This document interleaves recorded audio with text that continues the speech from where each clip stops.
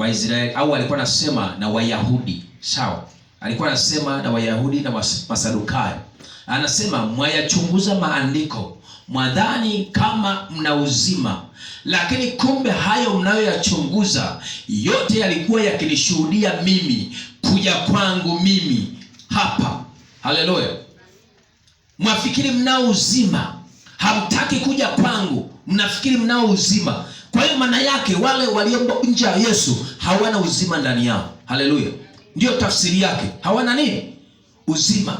Lakini lengo lao walikuwa wamekalia wanayachunguza maandiko. Ili andiko linasema kwamba atakuja, lakini yeye aliyekuja hawamwamini, wakawa wanamngojea wa kwao. Walitaka azaliwe sehemu labda ambayo ni pazuri sana, au ni kama pale Dar es Salaam, au ni kama Marekani, azaliwe sehemu ambayo ya wajanja. Lakini sasa wakashangaa, huyu amezaliwa katika nyumba ya yule mzee seremala.